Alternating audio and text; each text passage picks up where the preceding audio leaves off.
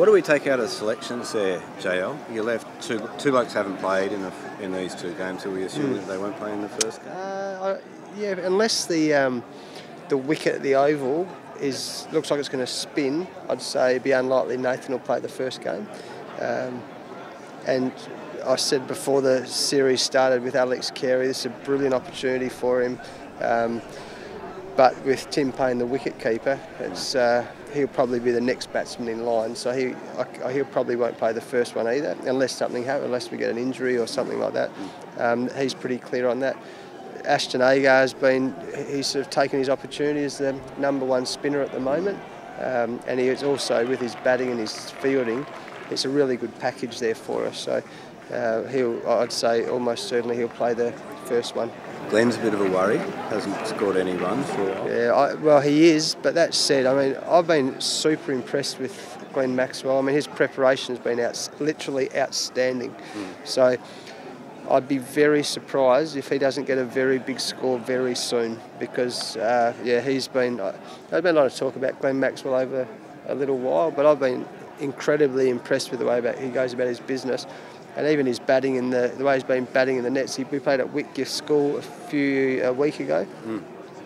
But he was the man of the match that day, so I'm sure a big one's not far away from him. I'm very happy with the bowling attack today. Everyone chipping in with some wickets. Yeah, really good. We probably used this opportunity to go with the extra bowler rather than the extra batsman, which we tend to do traditionally.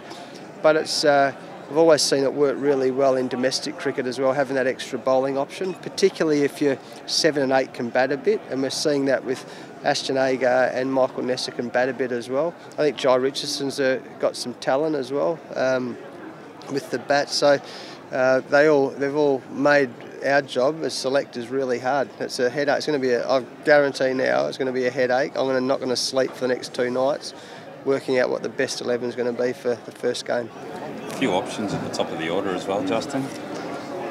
Yeah, I thought, Aaron Finch's record opening the batting for the last, I think, 5 or 6 games for Australia and against England are just brilliant. It's hard, but the way he batted today, one of the areas we need to get better at over the last at least year or so is in that middle order, particularly against spin, and we're all aware of it. We have to.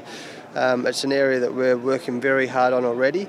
And the way he came and did that today, I mean, he's as fast as anyone in the team between the wickets, which is a key focus for our one-day cricket. And he's fearless, and his strength. So when he hits the ball down the ground, it actually changes momentum of the game. So plenty of options, and again, it makes. I'll have bags under my eyes by Wednesday, I bet you, that are trying to work out the best team.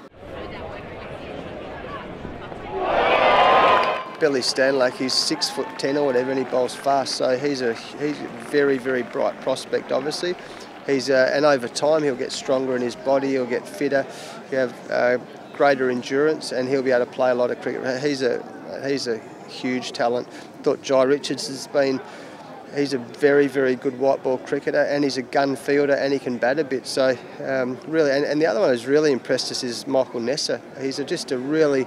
He reminds me a bit like Andy Bickle and Michael Kasperwich, they're just great people in the team, always smiling and compete.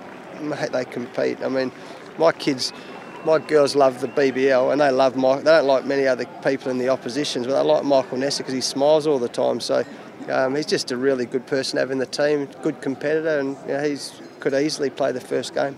JL, just last one. Is with the sleepless nights you might have over the selection, is batting down the order maybe the difference between the quicks that get the call? Yeah, good point. Very good point.